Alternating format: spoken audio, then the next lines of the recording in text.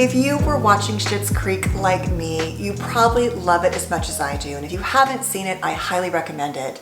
They deserve every Emmy and more they just recently received. It is a fabulous little journey into life in a different way.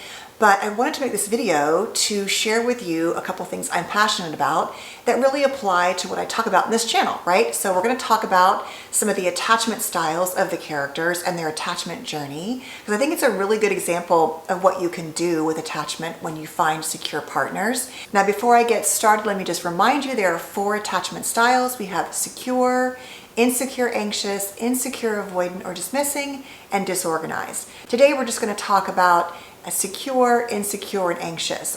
And in my dissertation, I actually did it on using films in therapy. Now, that might seem random to you, but there's a reason for that. I've always loved movies and films and writing. And somewhere around the time that I was doing my doctoral program, I happened to see a movie called The Sessions with Helen Hunt. It's a beautiful film. It's based on a true story of a sex therapist who works with people who are significantly disabled to provide sexual experiences for them as something that they never had been able to, obviously many of them have, occur. And I sat in the theater by myself in this movie and I was just completely bawling. And on the outside, I couldn't really relate to this particular story. I'm not a sex therapist. I don't have any issues in relationships that seemed similar, but the core of it, the humanity of it broke me down. And I literally had to pull myself together before I could walk out of the theater. And it got me thinking about how films and how they can affect us, how we can see something that we've, on the surface have no relationship to, but it can make us cry. How many people will tell me that they don't cry, but they will cry in movies or commercials? That watching something on a screen, developing a relationship with the characters and the story can trigger deep psychological material for us. I also had done a summer program at USC on filmmaking at the same time. And somewhere around there, I think it all kind of came together. But I just want you to know that if you love this show on Schitt's Creek and you've been following my videos and you like this, idea around attachment, that it would be a good way for us to just talk about the journey we can take in attachment. And this video will also give you a chance to use the idea of films in therapy to explore your own attachment issues as you might see them reflected in these characters or maybe other characters. So stick around to the end and I will share with you some questions you can ask yourself and really think about that will give you a little exercise to explore your own attachment style. Attachment. So it seems pretty likely that Moira and Johnny were more avoidant type parents in terms of their parenting. Now, what does that mean? Here are some videos if you want to watch more about that.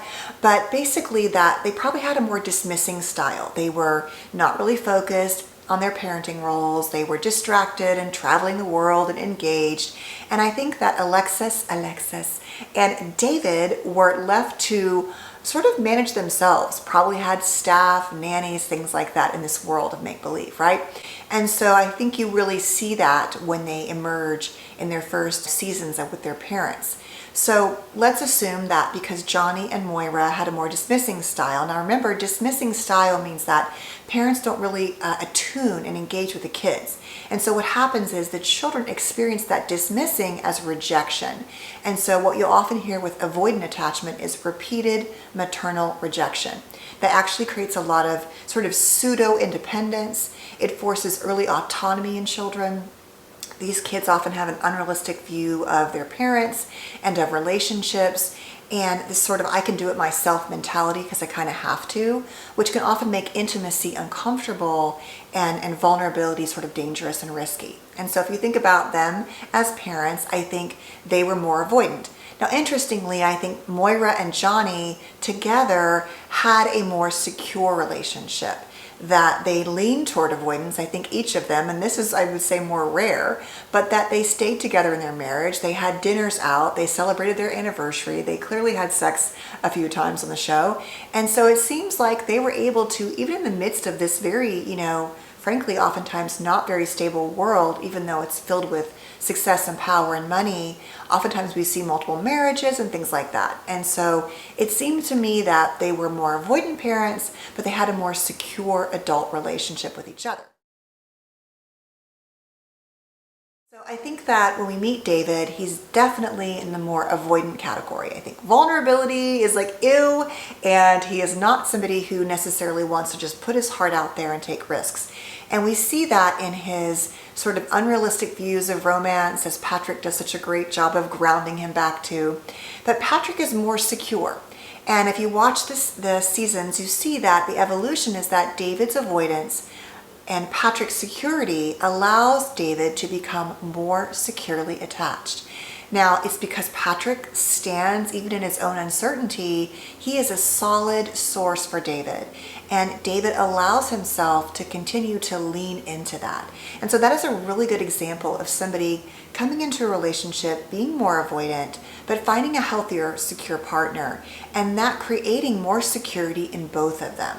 We see that with David's rigidity. We see that with one of the lines David says is everything inside of us is telling us to protect ourselves. And that is really the essence of what I think David arrived with, but not what he departs with at the end of the series. Patrick is also really secure in that he provides this secure base for David to sort of lean into and pull away from. And he also holds David accountable in a very grounding way that says, I love you, but I'm also not going to let you just sort of go crazy with your boundarylessness. I'm going to help contain this relationship and contain you. And that is a really important dynamic. And because Patrick is also evolving in his own uncertainties and insecurities in terms of his identity, I think that David's confidence in owning and being who he is creates a safe space for Patrick to lean into his own maybe insecurities around himself. And though they don't seem to emerge as much in the relationship, I mean, they do in a sort of typical way, but I think that David provides a container for Patrick to lean into his own sense of self and his own sort of development of identity. Two other things that Patrick says is that he says, stop watching Notting Hill, which really refers to David's desire to romanticize and be overly unrealistic in his romantic desires or ideals, and that's a really common trait with avoidant attachment. And the way that David takes care of Patrick when Patrick hurts his foot, to me, is the beginning of this full circle journey in terms of how they're both leaning into each other's vulnerabilities and identity and insecurity, and together creating a path of security. So love the two of them. What a beautiful story. What a beautiful world where there is no discussion of who they are. It's just accepted for the most part. And that, I think, is just amazing. The next one would be Alexis and Ted. Now, I would argue the same thing, that Alexis, I think, leans into a little more anxious attachment at times, but the core of who she is in terms of trying to be vulnerable and real and leaning into what she really wants is an evolution over the course of the show. I think that Ted emerges as a more secure attachment type of person, and the same thing happens for their relationship, that it takes her a little bit of time, but eventually she allows herself to be connected to what she really feels, to feel safe, and to also be vulnerable and share that with Ted. Alexis does a much quicker job of, once she gets there, sharing with Ted what her true feelings are, and in a really beautiful way, being able to just put them out there and own them. And that allows Ted, as he has gone from sort of secure into a more anxious attachment, I think, with her specifically after being rejected, it allows him to begin to lead back into his own secure attachment. Now, I think because Alexis had to meet her own needs, if you go back to her avoidant attachment, she often can be a little bit flighty, right? Or a lot flighty. And she says she threw it away because it was too nice, and she's referring to Ted the first time. And I think that's because it feels scary to be vulnerable like that. And though she can be a little self-focused at times, the core of her is a deeply loving person, I believe, that she allows to bloom and open up as she feels more secure with Ted. So the core of that relationship with her, I think, is that both of them also start at different places. I think that Ted's rejection pushes him into, like I said, a little bit of anxiety and removal, maybe some avoidance, but over time they end up leaning back in together. Now I know that season 6 might change that, but the core of their relationship is this journey of maturity, I believe, for both of them, and this understanding of what love can look like and feel like in a more mature and grounded and significant way. The next relationships I think are interesting are the ones between Stevie and David, as that they both are pretty avoidant. I would say Stevie is definitely on the high end of avoidance, but her evolution in terms of confidence and sense of self, and the way that she allows David to actually bring out more secure parts of her, even as a friend, that she allows this relationship to bloom. And I do think it contributes to her ability as she also becomes more attached to the Rose family in general, as she begins to let Johnny in more ways, right? Just the idea of the family, it really helps all of them create this bond for Stevie that makes her stronger and more willing to take risks, as she does at the end of season 5. And I think it's a really beautiful example of how we can wall up to protect ourselves, but how relationships can be so healing, and that's the core of attachment healing and therapy, and this show does such a great job of that. Lastly, my favorite relationship is the one between you, David, and Alexis. I have to say, they are just brilliant. The love they share, the attachment bond they have as siblings with a free space to love and fight and support is beyond any expectation for a show. And so this relationship really summarizes true relationship security at the end of the day. So those are, I think, the primary attachment relationships on the show. I think that Roland and Jocelyn have their own, a little bit anxious but mostly secure relationship. I think that this whole story of how these characters evolve is such a beautiful example of how once we let people in and we become grounded in who we are and discover more of who we are, we're more inclined to choose healthier people, and that together we can grow on these healthier paths. Okay, so what are the journal questions to use this series in a way that has a therapeutic value for you? As I said in the beginning, I love to use media and drama and all kinds of things, music, to sort of elicit the deep psychological content that we have that often gets triggered by listening to art in some form, right? So I would say the first question to ask yourself is, what is my attachment style?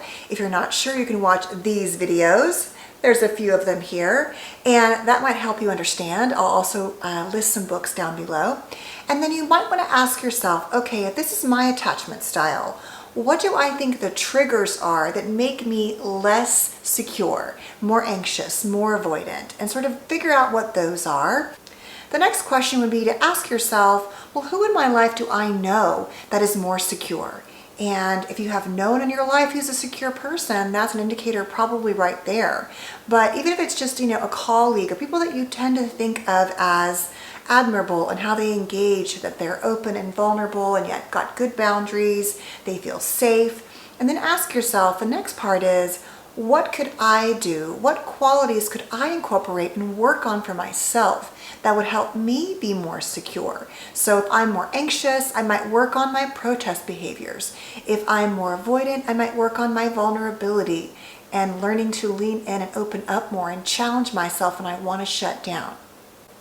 So thinking about the show, who do I relate to? Is there a character I relate to more? And if that's the case, then write about the evolution of the character if you've watched this series. Yes, I can relate to David because I tend to want to shut people out, but deep inside I'm longing for connection.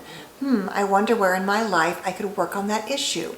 But I must first be aware of what my style is, what brings out the best and worst parts of my attachment, and what I need to do to sort of work on that issue through journaling, through knowledge, through therapy, through exercises like this. And sometimes we can even choose, you know, characters to be our secure attachment. If we don't have anyone in our life, we might choose someone that we think of that we admire. It could be, I would say, Oprah, or someone who seems to be evolved and someone who brings out a sense of security, or a character in a show like this who you can say, I like the way that Patrick is. I like the way that Ted was willing to be vulnerable and let Alexis back in. I need to work on that, because if it was me, I would keep that person shut out, right? So using this idea, I'm hoping to do more and more of, and I love, you know, reality TV too, although I think we have to be really careful because we don't want to be diagnosing real humans. I did watch a show recently that kind of made me super triggered called Smothered, in terms of the mother-daughter roles, and so I might do a thing on that. But I like the idea of using films and media, and so feel free to post what you think would be good ideas for that. I'd love to hear your thoughts and good suggestions for binge watching and really good, you know, psychological content. Please feel free to let me know. And I hope you will, you know, find ways to connect to yourself and deepen your relationships, because I truly believe that being secure is the foundation we need to build healthy relationships with ourselves and other people. So thanks for watching. If you want to subscribe, please do. If you like this video, please give it a thumbs up. And the next video will be the Roses and Schitt's Creek in terms of the main character's personality profile. So I hope you'll join me for that. And I'll see you next time. Thanks for watching, guys. Stay safe.